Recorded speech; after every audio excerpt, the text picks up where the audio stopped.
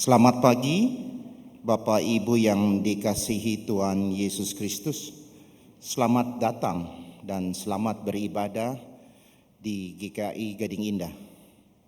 Sebelum ibadah dimulai, ada beberapa pokok warta yang menjadi perhatian kita bersama.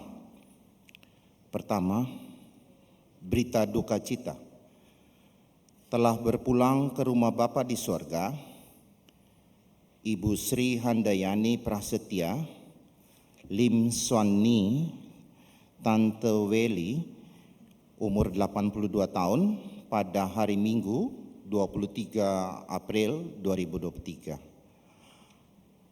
Mama dari Bapak Yuliawan Narjo Susilo, Ibu Yoliani Fonensia, Ibu Agustina Narjo Susilo, Bapak Tony Arthur dan Ibu Ellen Tanu, Bapak Henry Iskandar beserta cucu dan cicit. Jenazah telah dimakamkan pada Rabu 26 April 2023 di Geraha Sentosa Memorial Park. Kedua, Ibu Magdalena Eli Nawati Sugianli, umur 89 tahun. Pada hari Kamis 27 April 2023, Mama dari Ibu Elisa Kristiana dan Bapak Arifin Sadeli, dan Ibu Imna Kristianti Gunawan, Oma dari Saudara Adrian Gunawan, Saudara Edwin Gunawan, Saudari Yohana Teresa, Saudari Levina Teresa. Jenazah telah dimakamkan pada Sabtu 29 April di pemakaman Taman Kenangan Lestari Kerawang Barat. Kiranya kekuatan dan penghiburan dari Tuhan Yesus senantiasa menaungi keluarga yang ditinggalkan. Pemahaman Alkitab dilaksanakan pada hari Kamis 4 Mei 2023 pukul 19.30 di GKI Gading Indah lantai 3 dengan tema Sejarah Penciptaan, dipimpin oleh Pendeta Stira Budi Purwosuito. Bina Pranikah. GKI Samanhudi mengadakan Bina Pranikah yang akan diadakan pada hari Minggu tanggal 7 dan 14 Mei 2023 pukul 7 pagi sampai dengan 17.00 di Auditorium Ukrida Gedung E lantai 7. GKI Gunung Sari mengadakan Bina Pranikah yang akan diadakan pada Sabtu 20 Mei, 27 Mei, 3 Juni, 10 Juni 2023 melalui Zoom meeting. GKI Klasis Jakarta Timur mengadakan Bina Pranikah yang akan diadakan pada Sabtu 17 dan 24 Juni 2023 pukul 7.30 melalui Zoom meeting. Pendaftaran paling lambat tanggal 10 Juni 2023 dapat menghubungi Ibu Evika di nomor 081 99 59 88887. Informasi pendaftaran selengkapnya dapat dilihat pada Warta Jemaat Online. Demikian pokok warta hari ini. Kebaktian hari ini dengan tema Pintu Bagi Domba-Domba akan dipimpin oleh Pendeta Revo SH Panambunan dari GKI Bungur. Jemaat dipersilakan untuk bersaat teduh sejenak sebelum ibadah dimulai.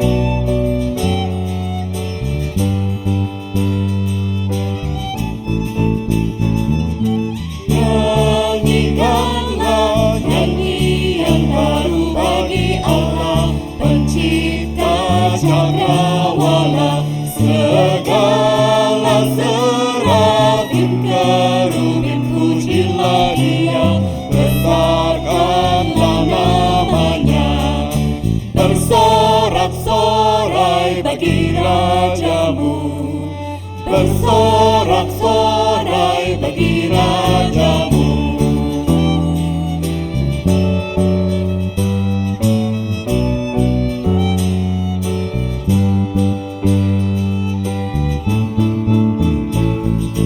Puji Dia, wahai mentari, wahai bulan, sembahlah Dia terus. Dan wahai bintang-bintang terang yang gemerlapan, muliakan Penciptamu. Bersorak-sorai bagi rajamu, bersorak-sorai bagi rajamu. Nyanyikanlah nyanyian baru bagi Allah, semua ciptaannya, semesta alam. Pujilah Tuhan yang di sorga, nyanyikan haleluya. Bersorak-sorai bagi rajamu, bersorak-sorai bagi rajamu.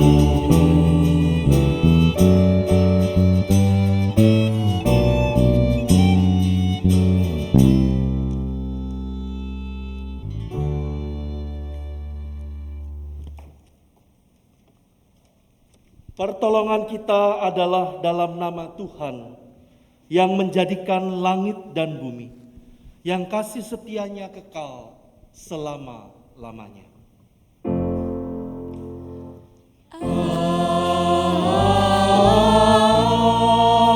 Amin. Amin. Amin.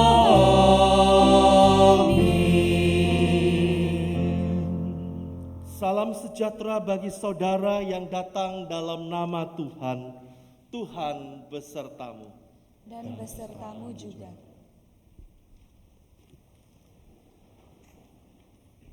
Bapak, Ibu, saudara-saudara sekalian yang dikasihi oleh Tuhan Yesus, kita bersyukur pada hari Minggu ini merupakan pertukaran pengkhotbah di lingkungan Sinode Wilayah GKI Sinwil Jabar, dan saya Pendeta Rivo Kristi Panambunan yang saat ini melayani di GKI Bungur Jakarta, boleh bersama-sama dengan Bapak Ibu Saudara sekalian. Salam hangat dari Majelis Jemaat dan seluruh jemaat GKI Bungur Jakarta. Kiranya Tuhan memberkati kehidupan iman kita terus bersandar kepada Dia. Mari jemaat sekalian kita naikkan PKJ 256, Gembala yang Baik.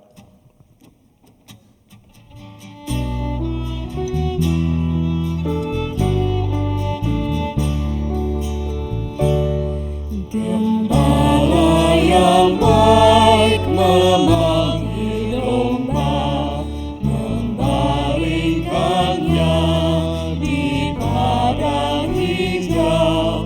Domba dituntun ke air tenang,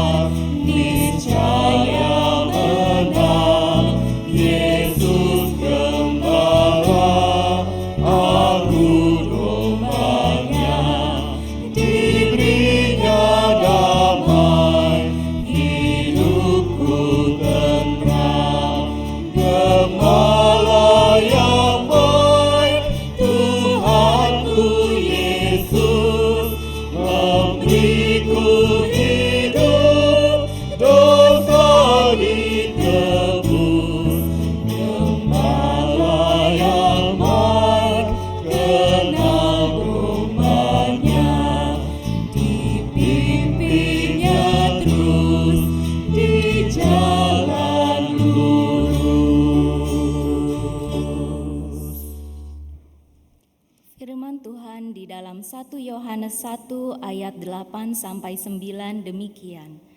Jika kita berkata bahwa kita tidak berdosa, maka kita menipu diri kita sendiri dan kebenaran tidak ada di dalam kita. Jika kita mengaku dosa kita, maka Ia adalah setia dan adil, sehingga Ia akan mengampuni segala dosa kita dan menyucikan kita dari segala kejahatan. Marilah di dalam segala kerendahan kita mengaku dosa dan memohon pengampunan dari Tuhan. Umat diajak bersaat teduh melakukan pengakuan dosa secara pribadi.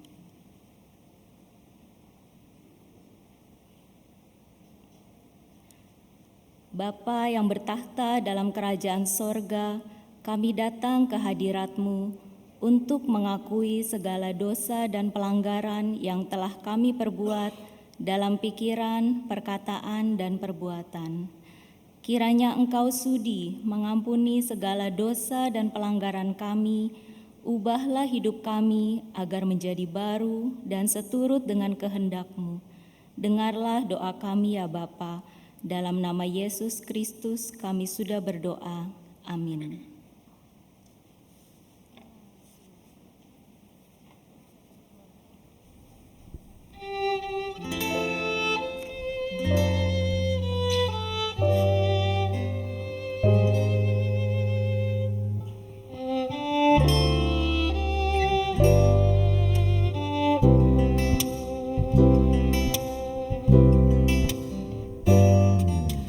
Tuhan, Kau gembala kami, tuntun kami domba-Mu. Berilah kami menikmati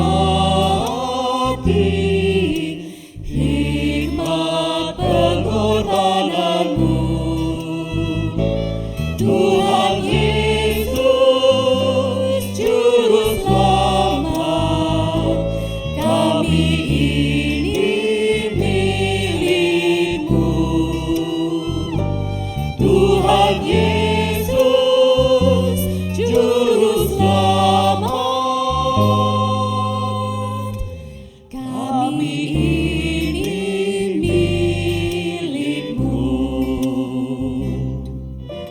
Kau pengawal yang setia, kawan hidup terdekat. Jauhkan kami dari dosa, panggil pulang yang sesat. Tuhan Yesus, Juru Selamat, kami mohon beri berkat. Tuhan Yesus, Juru Selamat, kami mohon beri berkat.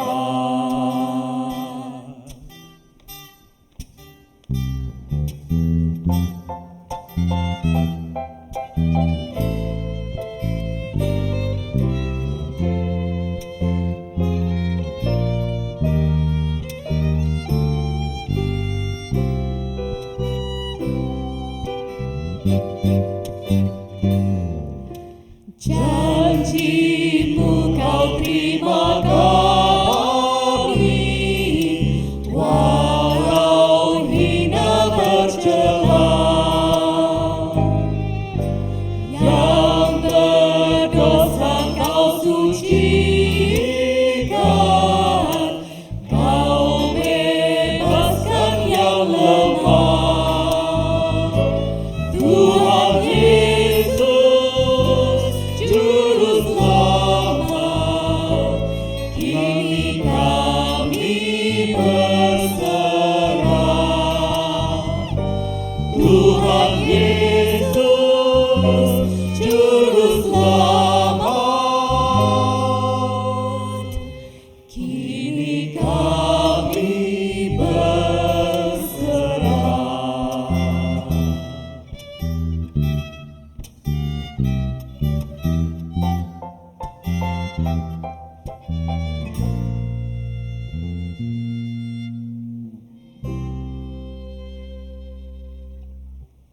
Dalam nama Bapa, Anak, dan Roh Kudus, sebagai hamba Yesus Kristus, saya memberitakan pengampunan dosa bagi setiap orang yang menyesali, mengakui, dan bertobat dari dosanya.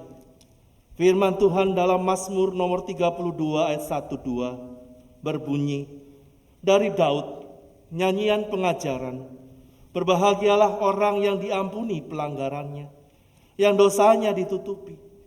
Berbahagialah manusia yang kesalahannya tidak diperhitungkan Tuhan, dan yang tidak berjiwa penipu. Demikianlah berita anugerah dari Tuhan. Syukur kepada Allah.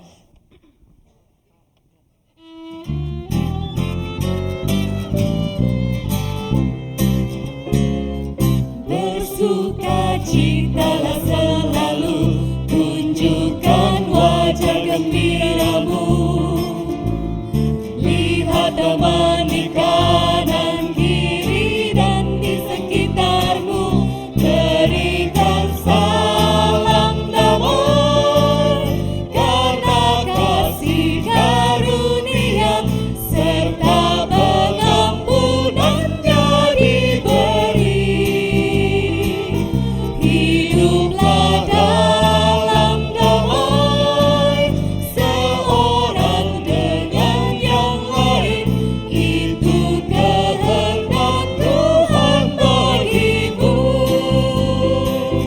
Hiduplah dalam damai, seorang dengan yang lain, itu kehendak Tuhan bagimu.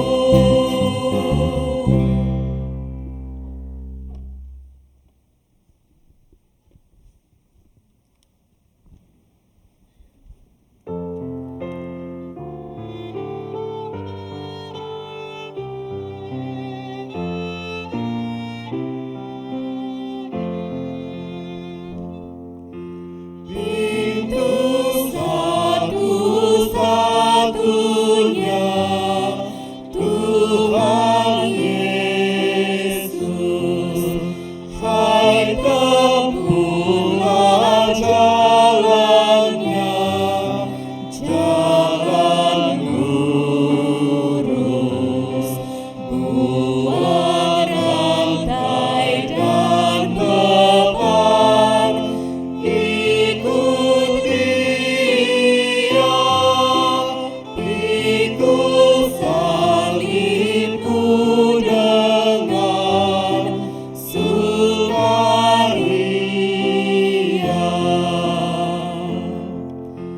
Satu sabda bawalah, sabda Allah, cari kebenarannya tiap kala. Tutur kata dunia, tipu daya, Roh Kudus terimalah dan percaya.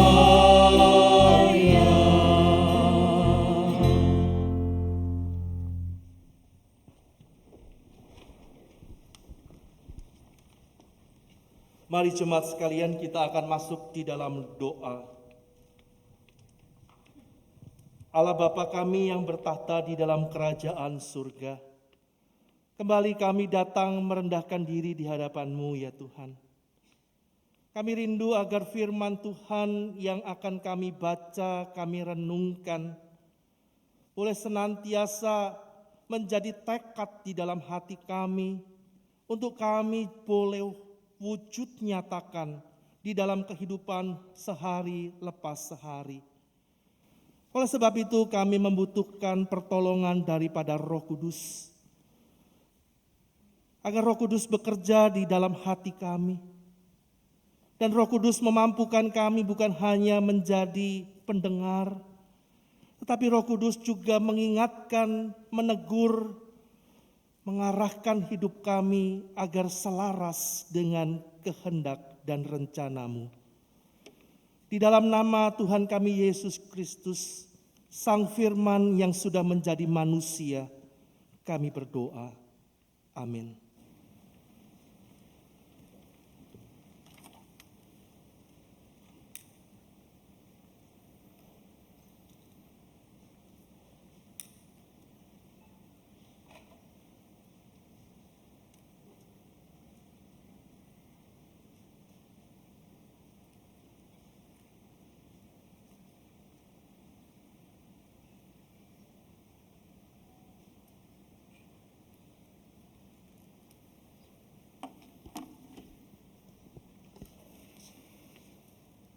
Bacaan pertama diambil dari Kisah Para Rasul 2 ayat 42 sampai 47.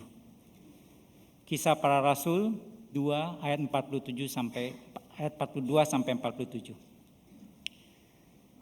Mereka bertekun dalam pengajaran rasul-rasul dan dalam persekutuan, dan mereka selalu berkumpul untuk memecahkan roti dan berdoa. Maka ketakutanlah mereka semua, sedang rasul-rasul itu mengadakan banyak mujizat dan tanda. Dan semua orang yang telah menjadi percaya tetap bersatu, dan segala kepunyaan mereka adalah kepunyaan bersama. Dan selalu ada dari mereka yang menjual harta miliknya, lalu membagi-bagikannya kepada semua orang sesuai dengan keperluan masing-masing. Dengan bertekun dan dengan sehati, mereka berkumpul tiap-tiap hari dalam bait Allah. Mereka memecahkan roti di rumah masing-masing secara bergilir dan makan bersama-sama dengan gembira dan dengan tulus hati, sambil memuji Allah, dan mereka disukai semua orang, dan tiap-tiap hari Tuhan menambahkan jumlah mereka dengan orang yang diselamatkan. Demikianlah sabda Tuhan.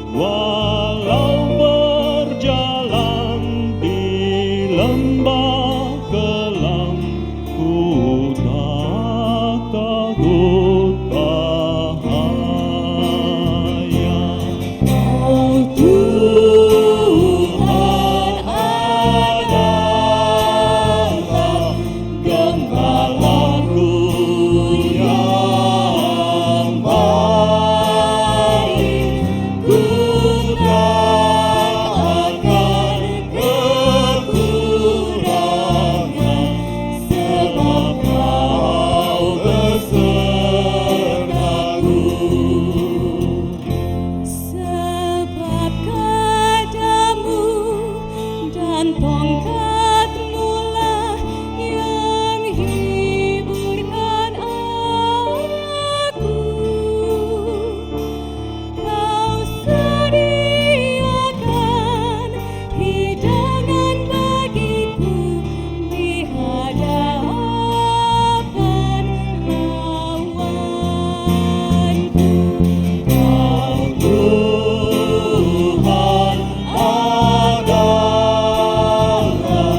gembalaku yang baik. Ku tak akan kekurangan, sebab Kau besertaku. Kebajikan dan kemurahan akan mengikutiku, dan ku kan diam di rumah Tuhan sepanjang masa.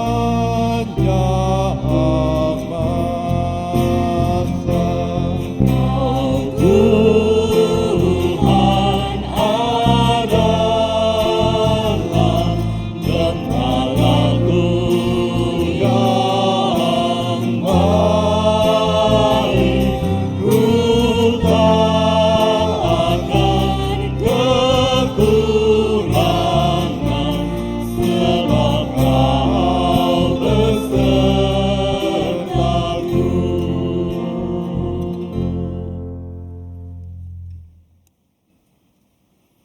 Bacaan kedua, bacaan diambil dari 1 Petrus 2 ayat 19 sampai 25. 1 Petrus 2 ayat 19 sampai 25.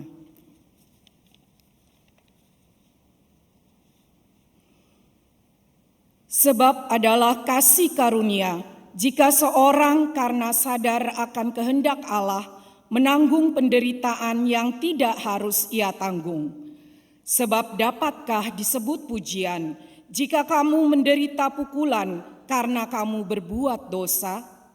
Tetapi jika kamu berbuat baik dan karena itu kamu harus menderita, maka itu adalah kasih karunia pada Allah.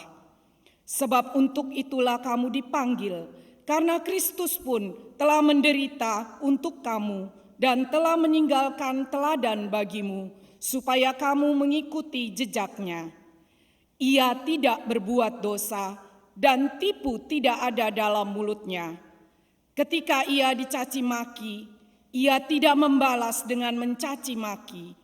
Ketika ia menderita, ia tidak mengancam, tetapi ia menyerahkannya kepada Dia yang menghakimi dengan adil. Ia sendiri telah memikul dosa kita di dalam tubuhnya di kayu salib, supaya kita yang telah mati terhadap dosa hidup untuk kebenaran. Oleh bilur-bilurnya kamu telah sembuh. Sebab dahulu kamu sesat seperti domba, tetapi sekarang kamu telah kembali kepada gembala dan pemelihara jiwamu. Demikian sabda Tuhan.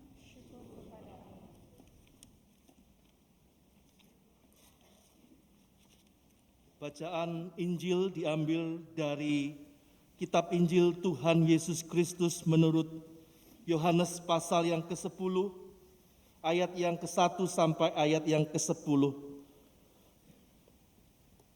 Yohanes pasal yang ke-10, ayat yang ke-1. Aku berkata kepadamu, sesungguhnya siapa yang masuk ke dalam kandang domba dengan tidak melalui pintu, tetapi dengan memanjat tembok, ia adalah seorang pencuri dan seorang perampok. Tetapi siapa yang masuk melalui pintu, ia adalah gembala domba. Untuk dia penjaga membuka pintu dan domba-domba mendengarkan suaranya. Dan ia memanggil domba-dombanya masing-masing menurut namanya dan menuntunnya keluar.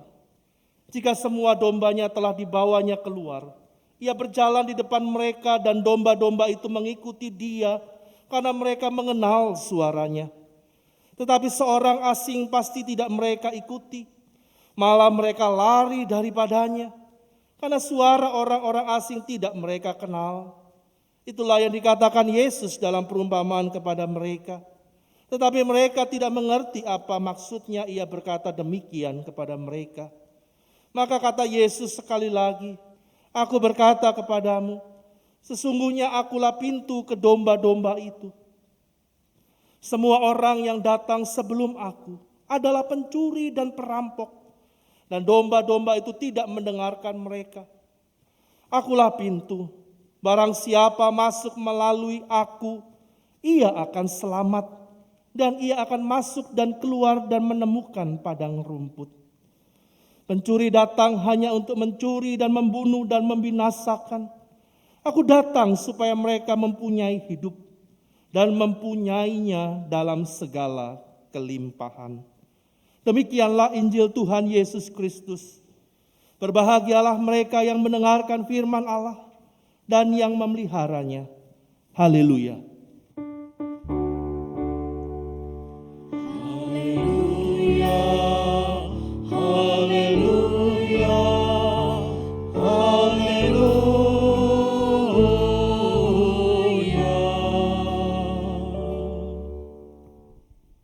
Bapak Ibu saudara-saudara sekalian yang dikasihi Tuhan, tema kita pada hari ini adalah pintu bagi domba-domba. Minta tolong untuk ditayangkan slide-nya. Saudara-saudara sekalian yang dikasihi oleh Tuhan, satu ketika ada sebuah peristiwa di mana seorang yang melakukan sebuah perjalanan untuk masuk ke gua-gua yang ada di Amerika. Dan dia mengeksplorasi gua-gua yang ada di sana. Ternyata orang itu saudara-saudara satu ketika dia ada di satu tempat, di satu titik di gua itu, dan karena ada sebuah lubang yang dia tidak sadari, orang itu kemudian masuk ke dalam lubang itu. Orang itu adalah seorang yang bernama Josh Linan. Seorang yang gemar untuk boleh mengeksplor akan tempat-tempat gua-gua yang sangat baik sekali. Saudara-saudara, usianya yang masih muda membuat dia kemudian berada di gua itu. Tetapi karena dia terjebak di sebuah lubang yang sangat dalam, di gua yang namanya agak susah untuk diucapkan, Ogof Finon Dedu. Saudara-saudara, dia terjebak di salah satu daripada titik di gua itu yang ada lubang yang begitu dalam, dan pada saat itu saudara-saudara, dia mengalami akan cedera yang sangat serius.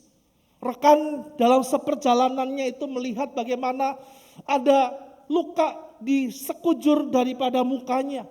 Darah kemudian mengucur, dan kemudian pada saat itu dia juga mengalami akan patah tulang. Saudara-saudara, dia mengalami akan broken collarbone. Dan juga tulang rusuknya itu mengalami patah, saudara-saudara sekalian. Oh, ini tentu saja membuat sebuah penderitaan yang sangat luar biasa, saudara-saudara. Dia tidak bisa menggerakkan tubuhnya. Dia tidak bisa untuk boleh menyelamatkan dirinya.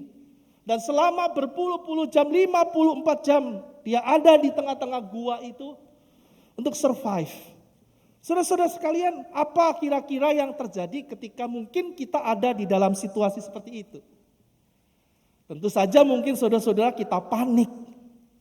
Mungkin kita stres. Mungkin kita juga mengalami ketakutan. Mungkin kita juga mengalami kekhawatiran. Mungkin juga kita mengalami akan kecemasan dan hal-hal yang sangat mengganggu hidup kita untuk kita bisa tetap mengalami hal yang baik.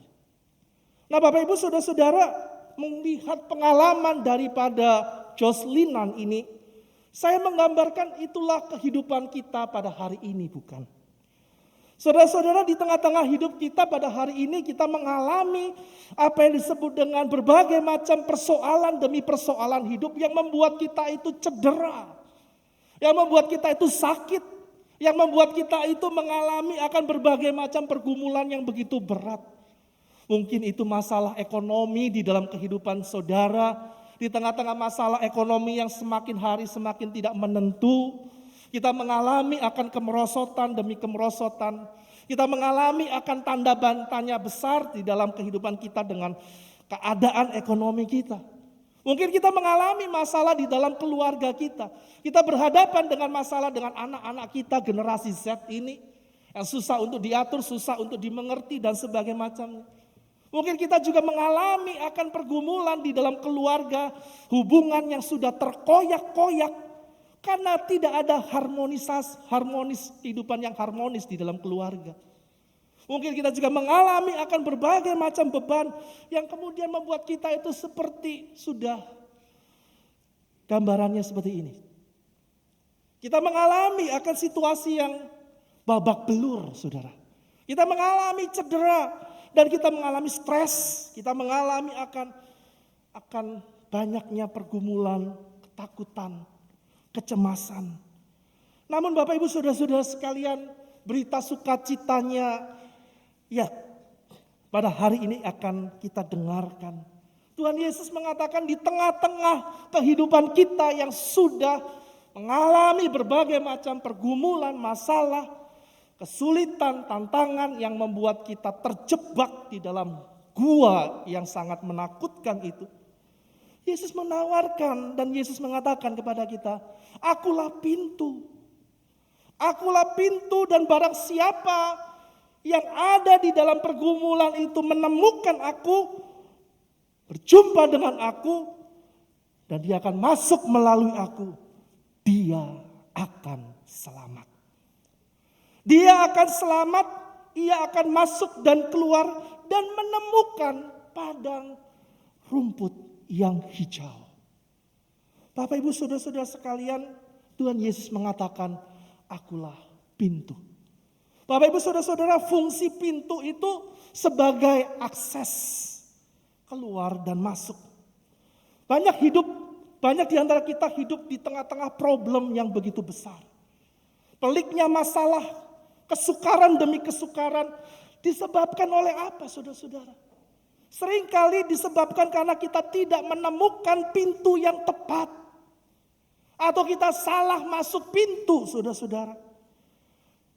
Sehingga apa yang terjadi, saudara-saudara, di tengah-tengah pergumulan kesulitan hidup itu, kita seringkali menghalalkan segala cara untuk kita boleh keluar dari permasalahan.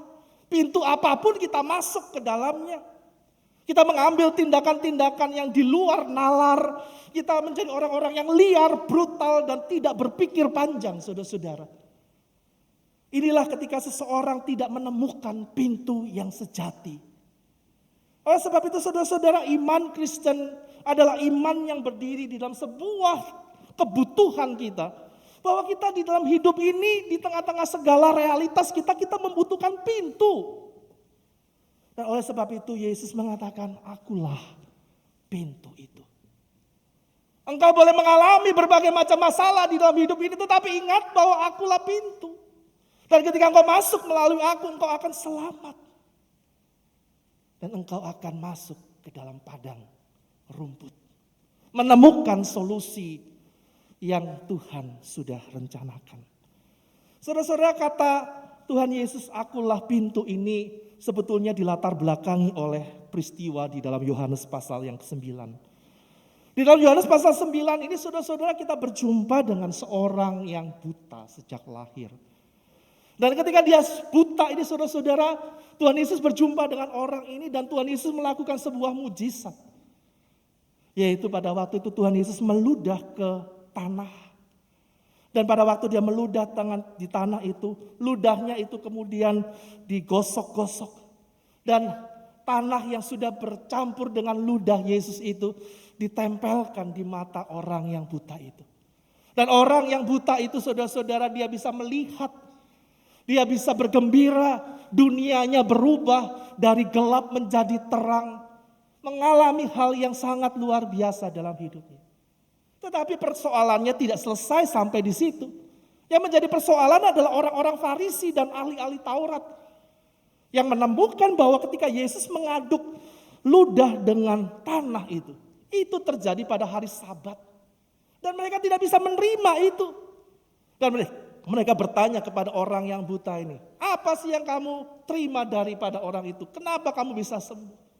Dia menjelaskan semua itu. Dan dia berkata dia adalah Tuhan, dia adalah Yesus itu sendiri. Saudara-saudara, bagi orang-orang Farisi, mereka tidak bisa menerima. Karena bagi mereka kesembuhan itu harus datang dari mereka. Tetapi orang yang buta ini berkata kepada orang-orang Farisi, apakah kamu iri hati? Kalau demikian, kenapa kamu bisa melakukan seperti demikian? Oh, mereka berkata kami ini adalah murid-murid Musa. Kami lebih hebat. Tapi bagi orang buta ini dia mengatakan bahwa kamu mengaku sebagai murid Musa. Tetapi sepanjang perjalanan hidup saya tidak pernah melihat ada satu kesembuhan, ada satu mujizat. Jikalau hal itu tidak dikehendaki oleh Allah. Artinya bahwa apa yang dilakukan oleh Yesus ini adalah sebuah tanda bahwa Yesus itu adalah Allah. Dia berkuasa terhadap hidup manusia. Saudara-saudara sekalian, di dalam satu pertanyaan tentang siapakah Yesus. Yohanes pasal 10, Yesus mengatakan, akulah pintu. Saudara-saudara, di dalam ayat yang pertama di situ Tuhan Yesus berkata, aku berkata kepadamu, siapakah kepadamu ini? Yaitu kepada orang-orang Farisi. Sesungguhnya siapa yang masuk ke dalam kandang domba dengan tidak melalui pintu, tetapi dengan memanjat tembok, ia adalah seorang pencuri dan seorang perampok. Saudara-saudara, Tuhan Yesus ingin menggambarkan bahwa orang-orang Farisi ini adalah bukan pintu yang sejati. Tuhan Yesus ingin mengatakan bahwa orang-orang Farisi ini adalah pencuri, perampok, penipu. Karena mereka bukanlah pintu yang sejati. Dan Yesus mengatakan, akulah pintu itu sendiri. Dan sangat menarik saudara-saudara sekalian, di dalam bagian Injil Yohanes, kita menemukan di dalam pintu itu ada dua jenis. Ada dua hal yang terjadi. Yang pertama, saudara-saudara, melalui pintu itu Tuhan Yesus mengatakan bahwa dia adalah pintu masuk. Di dalam Injil Yohanes pasal 10 ayat 7 sampai 9 di situ dikatakan, akulah pintu ke domba-domba itu.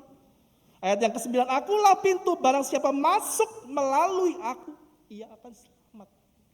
Bapak Ibu saudara-saudara sekalian, pada zaman dahulu berbicara tentang kandang domba, itu sedikit berbeda dengan konsep kita pada hari ini.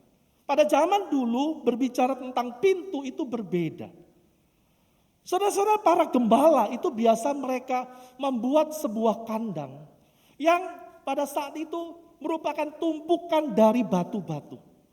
Dan di atas sekali yang tinggi itu mereka taruh akan duri-duri yang tajam supaya binatang buas itu tidak bisa melaluinya. Dan saudara-saudara, hanya ada satu lubang, hanya ada satu pintu. Dan menariknya saudara-saudara, pintu itu tidak seperti pintu di rumah kita atau di gereja ini yang terbuat dari kayu, dari kaca atau dari besi. Tetapi pintu itu adalah sang gembala itu sendiri.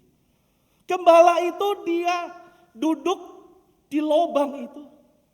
Dia tidur di lubang itu. Sehingga saudara-saudara, setiap segala sesuatu, baik orang, baik itu binatang buas yang akan masuk ke dalam kandang itu, harus melalui sang gembala. Langkai dulu sang gembala itu, baru bisa masuk. Demikian juga sebaliknya, domba-domba itu bisa keluar dari kandang itu jikalau dia melewati sang gembala itu. Tidak ada akses yang lain untuk bisa masuk dan keluar kecuali melalui sang gembala. Dan Yesus mengatakan, akulah pintu itu. Yang pertama saudara-saudara, Yesus mengatakan, akulah pintu masuk. Barang siapa percaya dia akan selamat. Saudara-saudara, ini merupakan sebuah jaminan dari Yesus Bahwa barang siapa, setiap orang yang masuk melalui Yesus, dia akan selamat. Dia memiliki akan keselamatan, yaitu kehidupan yang kekal. Saudara-saudara, inilah yang Tuhan Yesus lakukan. Dia mati di atas kayu salib. Dan dia menjadikan hidup saudara yang seharusnya dihukum oleh dosa karena dosa. Tetapi saudara diselamatkan oleh Tuhan Yesus. Dan Yesus mengatakan, akulah pintu masuk. Agar kita memiliki keselamatan yang kekal. Agar kita memiliki hidup yang kekal. Yaitu kita memiliki kerajaan sorga.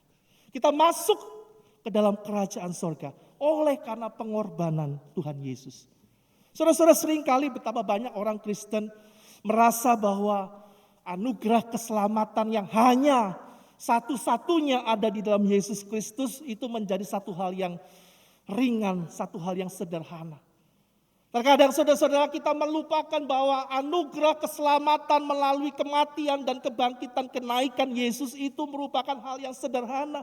Padahal kalau kita boleh melihat itu merupakan anugerah Tuhan yang begitu besar. Saudara-saudara sekalian yang dikasihi oleh Tuhan Yesus, melalui Yesuslah pintu itu kita mendapatkan keselamatan. Untuk memahami akan keselamatan yang Tuhan Yesus berikan, saudara-saudara izinkan saya untuk menceritakan sebuah kisah. Seorang gadis bernama Okinawa yang sangat cantik sekali dan banyak sekali pemuda yang ingin untuk mendekati dan ingin menjadikan pacar daripada Okinawa ini.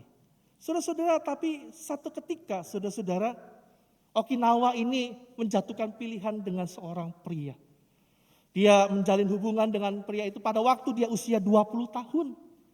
Saudara-saudara, namun unik sekali. Setiap kali mereka pacaran tidak pernah keluar rumah.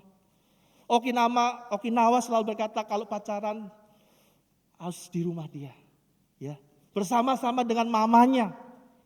Mamanya yang sudah menderita penyakit Alzheimer. Yang sudah pikun. Tapi dia tetap bersama-sama dengan mamanya itu.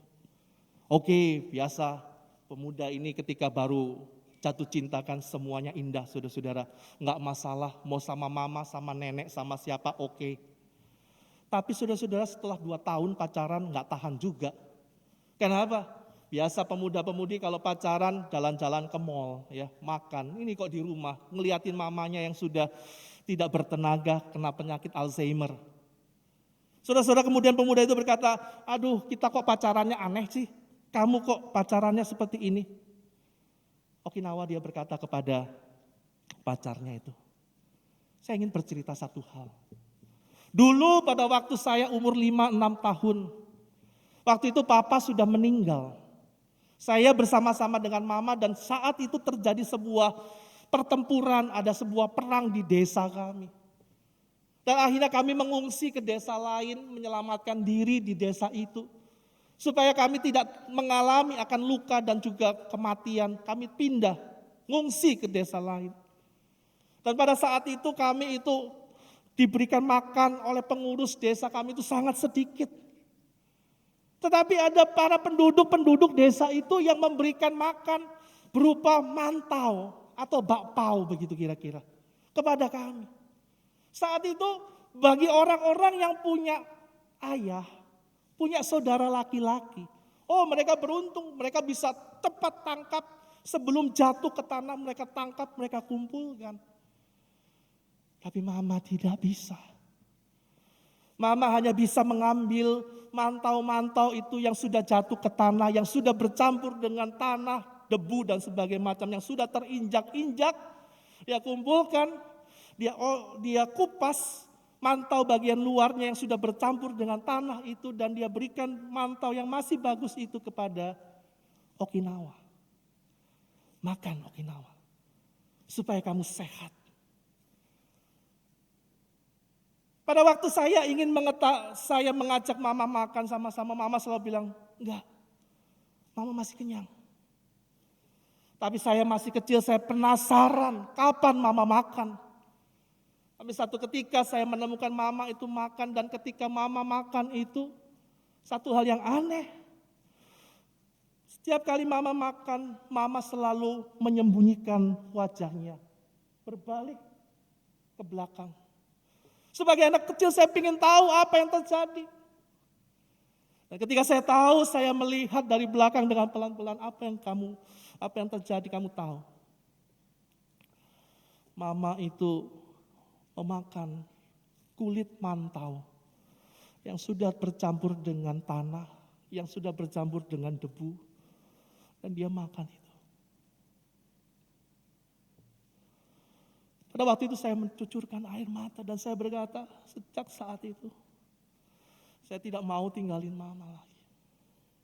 Saya sudah dilahirkan sebanyak 2 kali. Pada waktu saya dilahirkan, pertama kali secara fisik di rumah sakit. Tapi yang kedua kali, ketika terjadi bencana, saya harusnya bisa meninggal. Tapi mama saya menyelamatkan. Dia berkorban dengan luar biasa. Dia berkata kepada pacarnya, saya harap kamu mengerti akan hal ini. Meskipun mama saya seorang Alzheimer, mungkin sudah lupa.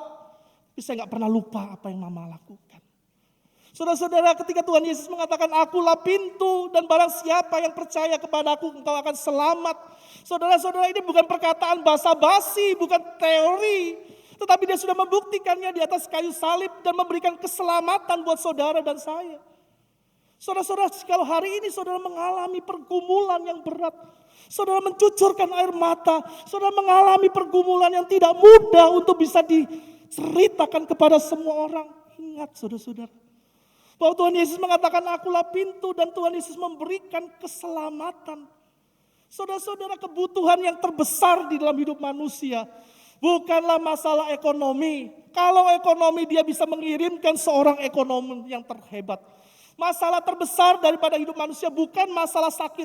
Kalau masalah sakit menjadi kebutuhan hidup manusia yang terbesar, Allah mengirimkan dokter spesialis yang bisa menyelesaikan segala penyakit. Tetapi yang menjadi permasalahan terbesar di dalam hidup manusia adalah dosa. Dan dosa itu sudah diselesaikan di atas kayu salib. Dan saudara-saudara, ketika Tuhan Yesus mengatakan, akulah pintu untuk engkau mendapatkan keselamatan. Itu artinya saudara sudah memiliki akan harta yang begitu berharga. Hari ini persoalan apapun yang saudara hadapi tidak bisa dibandingkan dengan apa yang Allah sudah berikan. Keselamatan yang begitu mahal, yang begitu luar biasa yang sudah diberikan. Saudara dan saya seharusnya mengalami kematian oleh dosa. Tetapi Allah menghidupkan kita.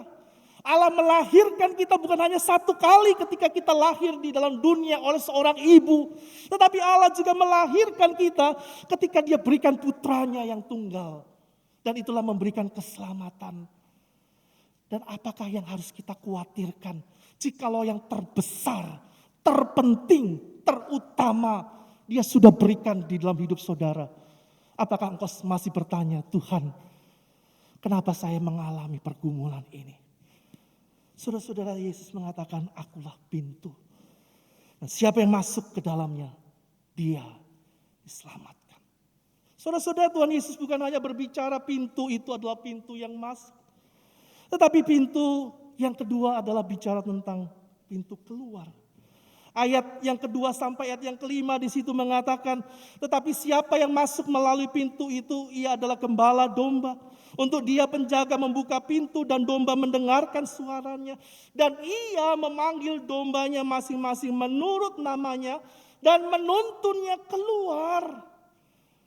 Saudara-saudara sekalian, hal yang kedua yang Tuhan Yesus berikan ketika Dia berkata, akulah pintu, saudara-saudara, bahwa Dia akan memberikan jalan keluar. Dia akan menuntun kita keluar, saudara-saudara.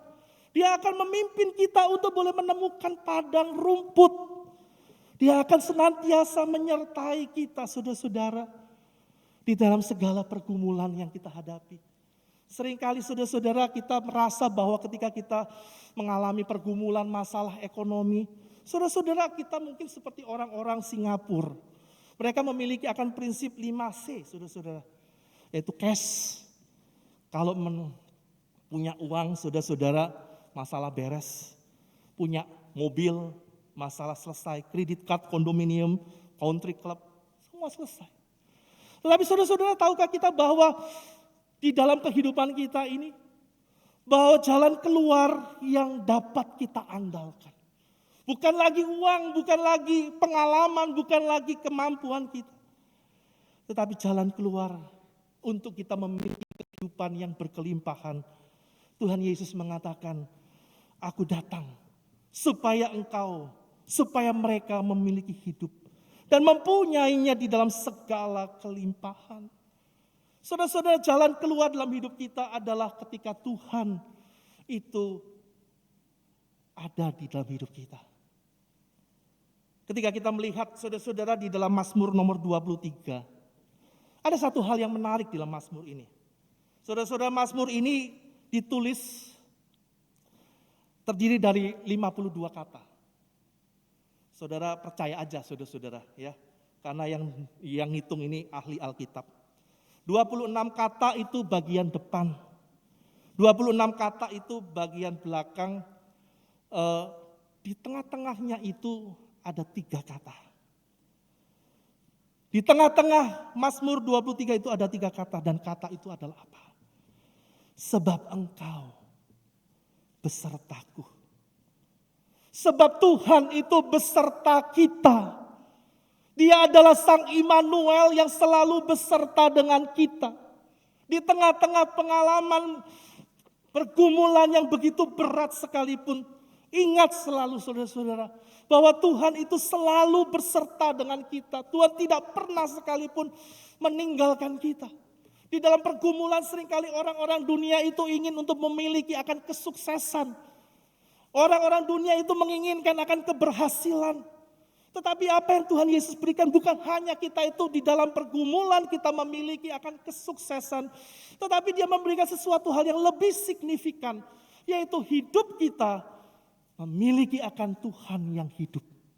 Dan itulah yang jauh lebih utama. Itulah hal yang jauh lebih penting daripada segala sesuatu. Tapi pertanyaannya saudara-saudara, apakah saudara percaya? Kalau Tuhan itu adalah segala-galanya, kalau Tuhan itu adalah Tuhan yang beserta dengan kita. Satu kali saudara-saudara, saya berjumpa dengan seorang supir Grab. Menariknya supir Grab itu di depan dashboardnya itu, ada banyak sekali patung dewa-dewa. Ada dewa Kwan Im, dewa uang, dewa apalah, dewa kesuburan. Tapi di situ juga ada patung Tuhan Yesus. Saya tanya sama supir itu, Pak, ini banyak patung Pak. Patung kesuksesan, patung uang dan sebagainya. Tapi ada Tuhan Yesus. Kenapa Pak? Dia bilang gini, saudara-saudara. Kalau patung yang satu itu saya sembah, gak bisa kasih jalan keluar. Kalau patung itu bukan pintu yang memberikan saya jalan keluar, saya cari patung yang lain. Atau saya curiga banyak orang Kristen saudara-saudara hari ini saudara-saudara sangat praktis. Kalau Tuhan Yesus tidak bisa menyelesaikan pergumulan dan segala apa yang saya alami, saya cari solusi yang lain. Saudara-saudara, dari manakah kita mendapatkan kekuatan selain daripada Tuhan? Teruslah berjalan bersama-sama dengan Tuhan. Seringkali saudara-saudara, kita saat ini hidup di tengah-tengah pembayaran e-money.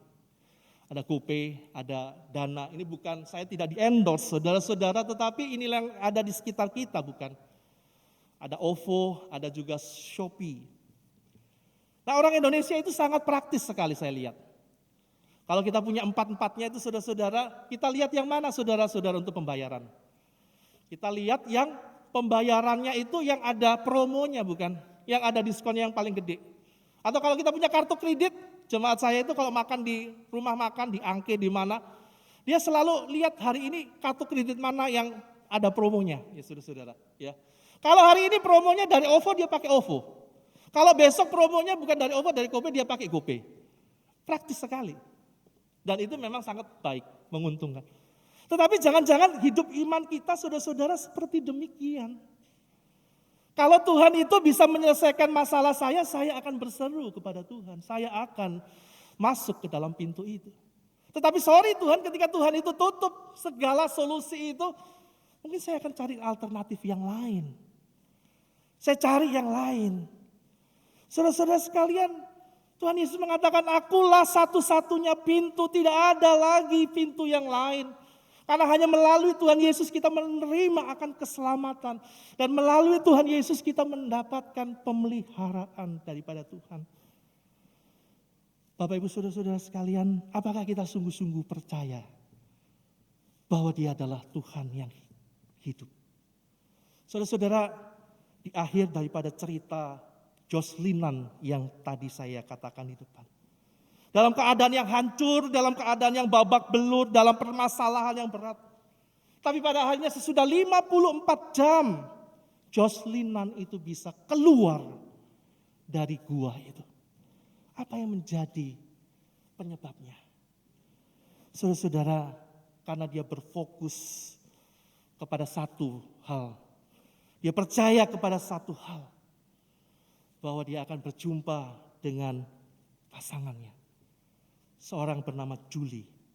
Dia berjanji bahwa dia akan melihat kembang api bersama-sama dengan Julie. Saudara-saudara, hari ini saya tidak ingin mengajak saudara melihat kembang api. Tetapi saya ingin mengajak saudara-saudara di tengah-tengah pergumulan yang paling berat. Di tengah-tengah kesesakan hidup. Di tengah morat-maritnya kehidupan rumah tangga, di tengah-tengah hancur leburnya ekonomi kita, di tengah-tengah babak belurnya pekerjaan yang kita alami, tetaplah berfokus kepada pintu itu. Masuklah ke dalam pintu itu. Karena di situ engkau akan berjumpa dengan Sang Gembala yang agung. Yaitu Yesus Kristus yang mengatakan, akulah Gembala yang baik. Saudara-saudara sekalian, saya memiliki seorang anak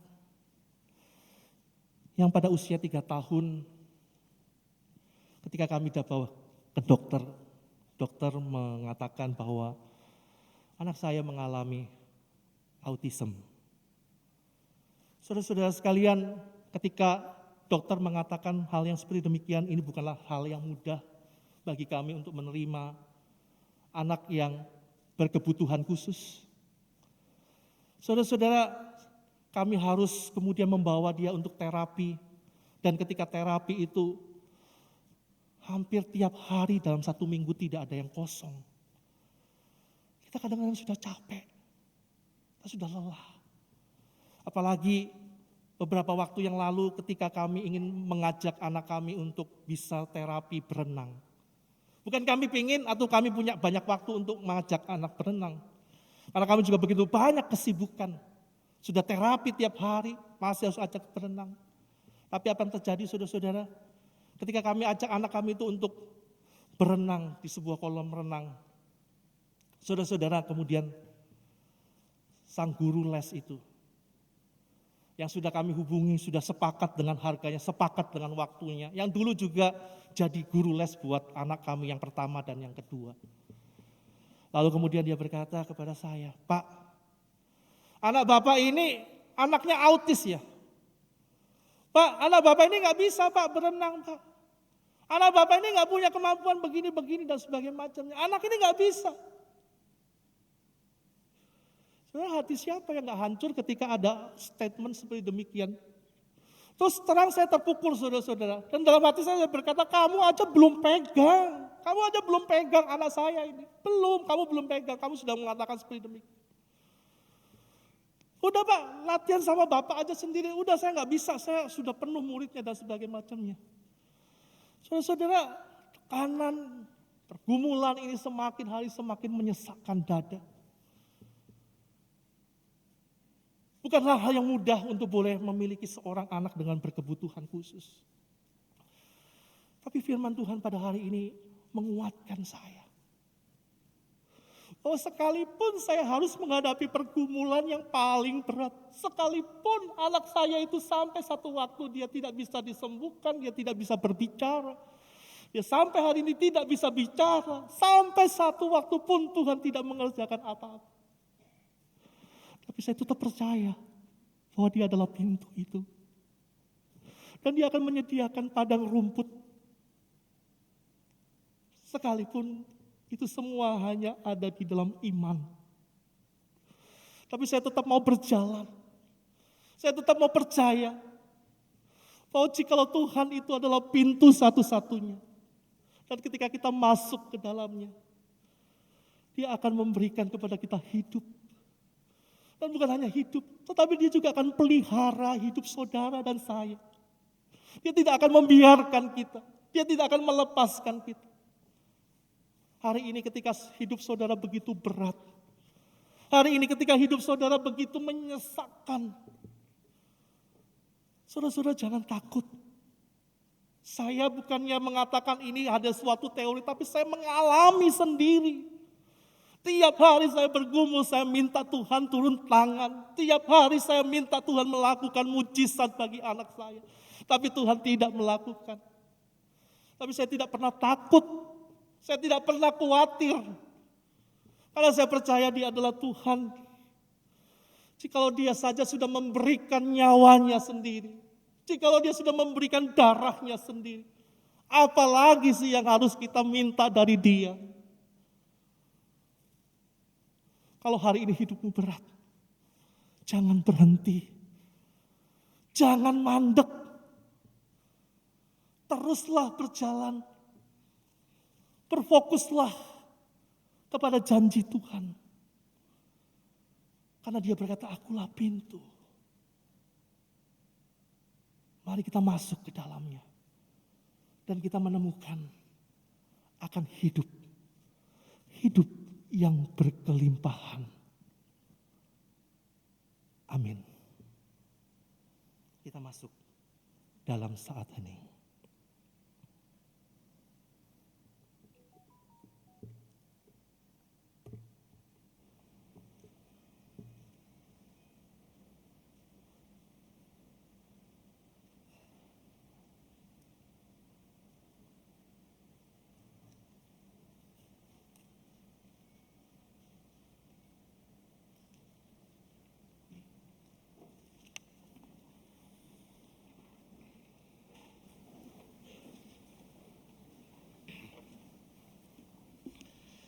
Marilah kita bersama dengan umat Allah di masa lalu, masa kini dan masa depan, mengingat pengakuan pada baptisan kita menurut pengakuan iman rasuli. Aku percaya kepada Allah, Bapa yang Maha Kuasa, Khalik langit dan bumi, dan kepada Yesus Kristus anaknya yang tunggal, Tuhan kita, yang dikandung dari Roh Kudus, lahir dari darah Maria, yang menderita sengsara di bawah pemerintahan Pontius Pilatus, disalibkan, mati dan dikuburkan, turun ke dalam kerajaan maut. Pada hari yang ketiga, bangkit pula dari antara mati, naik ke surga, duduk di sebelah kanan Allah, Bapa yang Maha Kuasa, dan dari sana Ia akan datang untuk menghakimi orang yang hidup dan yang mati. Percaya pada Kejadian Kudus dan persekutuan orang kudus, pengampunan dosa, kebangkitan orang mati, dan hidup yang kekal.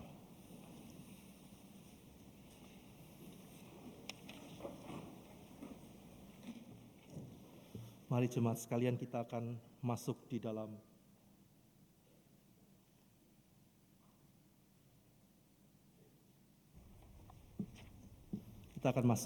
doa syafaat. Mari kita sama-sama menyatukan hati di dalam doa.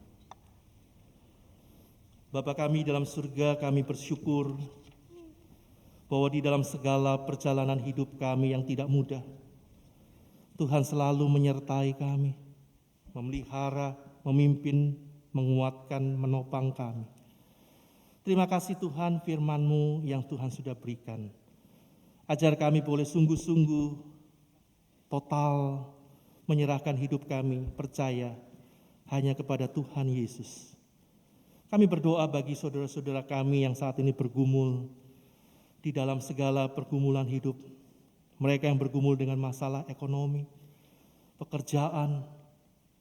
Mereka yang bergumul juga dengan masalah keluarga, masalah komunikasi, ketidakharmonisan, hubungan antara orang tua dan anak yang semakin dingin. Kami berdoa ya Tuhan, kiranya Engkau sendiri yang boleh menolong kami.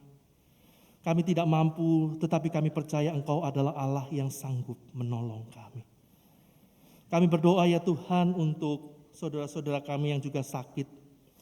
mereka yang saat ini sedang terbaring lemah, baik di rumah atau di rumah sakit. Kami berdoa untuk Angelina Alexandra, anak dari Hariel Mesak, cucu dari Ibu Sylvia Chua, yang sakit infeksi paru di rumah sakit. Kiranya Tuhan menolong, memberikan kekuatan agar anak ini boleh disembuhkan. Oleh bilur-bilur-Mu, kami percaya Angelina mengalami kuasa daripada Tuhan. Kami berdoa juga ya Tuhan untuk keluarga keluarga Oma Ratna Setiawati yang baru kami dengar beritanya tadi pagi, Oma Ratna Setiawati telah dipanggil pulang ke rumah Bapa di surga. Kiranya Tuhan menolong, menguatkan keluarga, menghiburkan keluarga yang berduka. Dan biarlah mereka boleh melewati akan masa-masa ini dengan percaya bahwa Tuhan tidak pernah meninggalkan tangan kasih-Nya. Bapa dalam surga, kami berdoa menyerahkan untuk gereja-Mu GKI Gading Indah. Tuhan menolong menyertai para hamba-hamba Tuhan, para majelis jemaat, setiap para pengurus komisi dan juga seluruh jemaat. Tuhan yang memelihara iman kami untuk terus percaya kepada tangan Tuhan yang menopang dan memelihara. Kami serahkan untuk bangsa dan negara kami. Ya Tuhan, mohon Engkau boleh menyertai, memberikan akan damai sejahtera, kelancaran dan juga hal-hal yang baik, yang indah, yang mulia di tengah-tengah bangsa kami.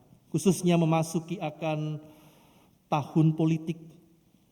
Kiranya Tuhan sendiri yang boleh menolong segala sesuatu boleh berjalan dengan lancar. Tidak ada hal-hal percikan-percikan yang berarti.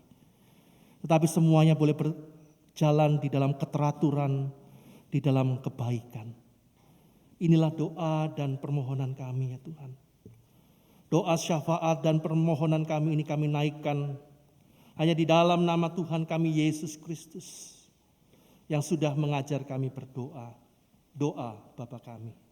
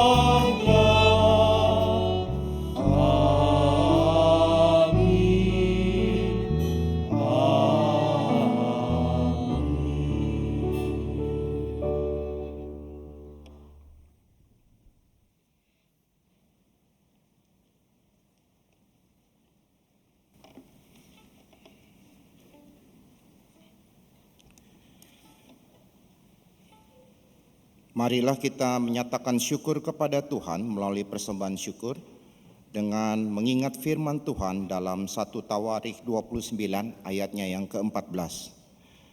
Sebab siapakah aku ini dan siapakah bangsaku, sehingga kami mampu memberikan persembahan sukarela seperti ini. Sebab daripada mula segala-galanya dan dari tangan-Mu sendirilah persembahan yang kami berikan kepadamu.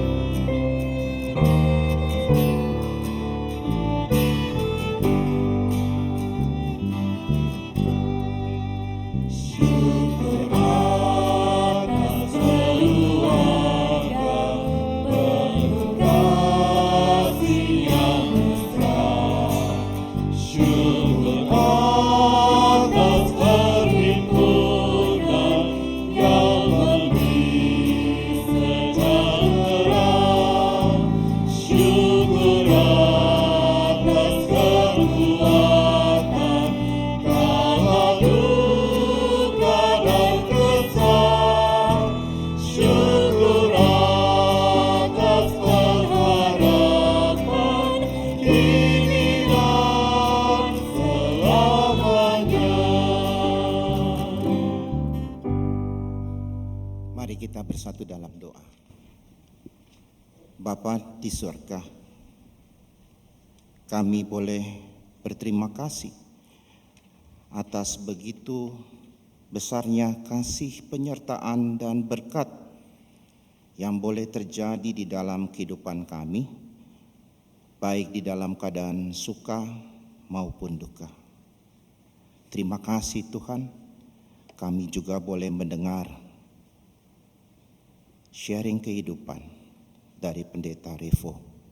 Berkati ia dan keluarganya Tuhan di dalam menghadapi segala pencobaan ini. Dan terlebih Tuhan, jadikanlah kami sebagai pribadi-pribadi yang selalu boleh memberi dengan tidak menolak Tuhan apa yang harus kami beri. Berkati segala persembahan syukur yang boleh kami berikan ini Tuhan. Hanya di dalam nama Yesus kami boleh panjatkan doa syukur kami. Amin.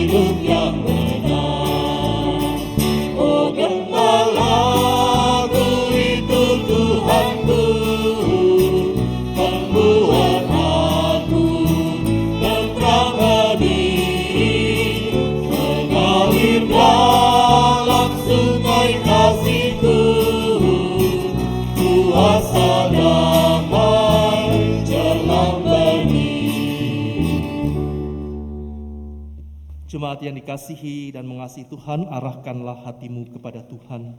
Kami mengarahkan hati kami kepada Tuhan.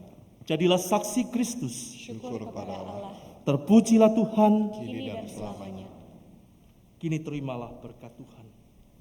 Tuhan memberkati engkau dan melindungi engkau. Tuhan menyinari engkau dengan wajah-Nya dan memberi engkau kasih karunia.